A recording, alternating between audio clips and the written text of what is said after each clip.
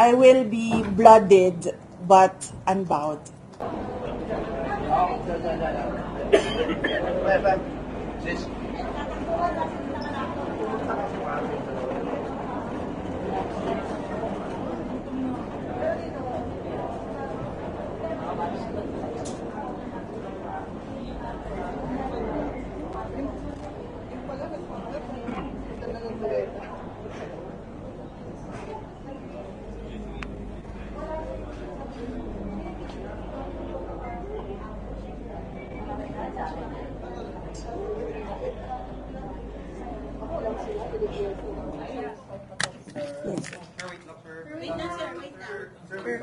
Parang kulang, parang ang dami dun sa baba.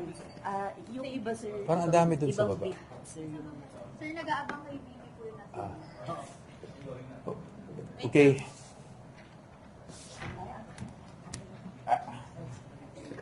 Okay po. Okay, good morning. Pasensya na kayo. Talagang pinagbabawalan kami ng Senate Media Relations, no, na magpa-interview kasi talaga sa hallway. So, nahihirapan ako when nasa hallway kayo, baka maisip nyo na suplado ako, hindi ko sinasagot yung mga tanong nyo. It's not that I don't want to, it's just that I've been reminded already, I think it's for the third time this morning, that I shouldn't be doing what I'm doing, that I'm responding in the hallway, because we want, in fairness to the Senate, they just want everything to be orderly. And I really thank the Senate for helping us with that. No? But as to the question, I think the question is kung darating si VP, as been reported this morning. Yes, I can confirm na darating si Vice President Sara Duterte in a few minutes, but she will only be here for a meeting with the defense team. No? Meron kaming napag-usapan na magkikita kami today dito sa holding room ng defense team para mapag-usapan ng ilang bagay-bagay, no? But she will not be attending the hearing or the scheduled hearing this afternoon. She has engagements din po kasi. That's why she's here in Manila. And she will have to proceed to her engagements after our meeting. Sana po klaro po yun sa atin lahat. Gusto rin po niya na ihayag ko yun sa inyo, no? Para malinaw sa lahat kung bakit siya nandito today. Sir, may chance ba na magpa-interview din siya sa amin? I don't know. Baka hindi na siguro because as you know, we're the defense is very, very mindful pagdating sa rules on impeachment, no? And while of course, I presume all of you would like to interview her also, she's here for a very quick meeting with us, and then after she really has to proceed to her other engagements as Vice President. So baka hindi na siguro, and because nga, as I mentioned, we're very mindful with talking about the merits of the case, and alam ko naman hindi nyo rin may iwasan na matanong siya doon. I think the defense would rather, no, na yung mga tanong natin, mga briefings natin would be after each trial day na lang siguro. I would always allot at least 10 to 15 minutes after trial date, no matter how late it ends, para naman po mapagbigyan kayo sa mga updates nyo, because I'm sure you'll need that also. Sir, bakit po important for the Vice President to conduct the meeting here when it could have been done elsewhere? Because the Vice President has always been the type of person, no, that will adjust to the convenience nung ka-meeting niya. And because the defense, as you know, is here because meron kaming 2 p.m. hearing, patuloy ang trial natin dito, syempre minarapat na niya na dito na lang kami magkita para nung sa ganun, hindi kami yung ma-inconvenience. You know, yan ang talagang, yan naman talaga ang naging character ng Vice President kahit nung una ko siyang nakatrabaho sa DepEd. She's always very conscious about kung yung convenience ng kausap niya. Attorney, napanood po ba ni Vice President Sara yung trial kahapon? What was her initial reaction? Hindi namin napag-usapan kung napanood niya live kasi meron din siyang talagang she was into the planning nga talaga yesterday, no, for the incoming super typhoon. She was trying to prepare everything for the response of the OVP at pagbibigay ng serbisyo. But of course, we were giving her updates throughout the day. I was talking to her last night. So, wala naman siyang, alam naman niya kasi na, she trusts that we know what we're doing, hindi ba? And first of all, yesterday was just the first day of trial. Kumbaga, preliminary pa lang po tayo. So, tingnan na lang natin sa mga susunod na araw. Like today, for example, meron ng i-represent na witness, as I understand it, from the prosecution. So, ano lang po, hintayin lang po natin siguro yung mga developments sa trial. Sir, hindi mo ba, of course, ngayon yung second day, the presentation of witnesses, hindi po ba dahil nag-decide na po si VP Sara na ito yung second date na yung presentation ng witnesses, kaya po siya nag-decide na ngayon na po siya dumating sa Senate at mag-meet po kayo sa inyo? Hindi po. Ito pong meeting ay napag-usapan na po talaga namin. Scheduled po ito. Nagkaroon lang talaga siya ng time sa kanyang engagements para makausap rin, no? At kumustahin rin ang defense team. But we're in constant communication naman with her, so itong meeting did have to happen on the second day, first day, third day, kasi everyday naman po, in-update naman po natin ang ating Vice Presidente, which is very much involved. Sorry, isa-isa lang po, isa-isa lang po. What is the nature of her engagements after that? And how important are they that she couldn't just face the trial after? Opo.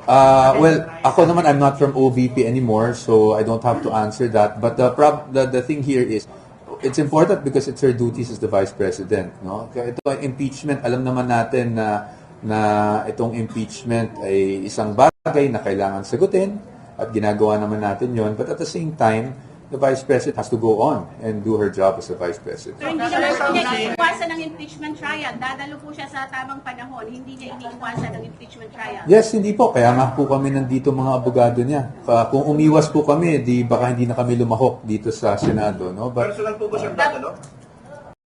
Sumasagot pa siya. ano po, sir? Personal po ba siyang dadalo sa impeachment trial? Ang parati nating sinasabi dyan, sir, is kung kinakailangan, and that will be upon advice of counsel. Pero wala pang schedule kung dadalo siya. Wala pa po tayong pinag-uusapan. Thank you po. Thank you so much po. Thank you po. Thank you po. Thank you, Dwight. And the Sandra Republic. Wait. Thank you so much po. Everyone, paki-off muna yung camera. Okay. Off.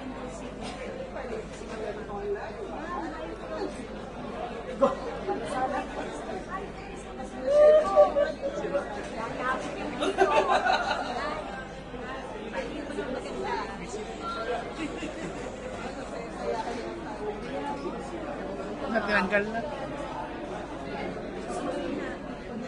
Sundo yan.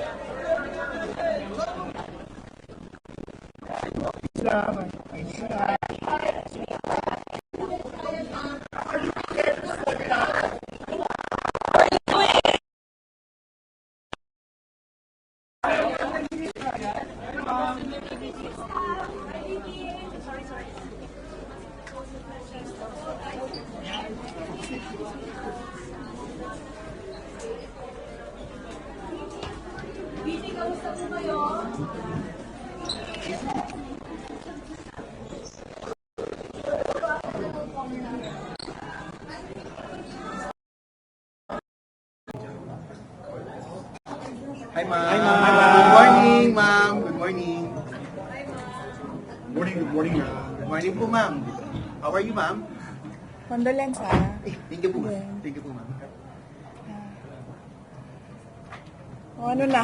So, ma'am, kamusta po? So, yes. Okay. Okay. Just two sentences, one sentence, and then no questions. Yeah, I know. Sadly, no? Sad. Siya ang may kasalanan. Sabi niya no questions daw. Ma'am, over.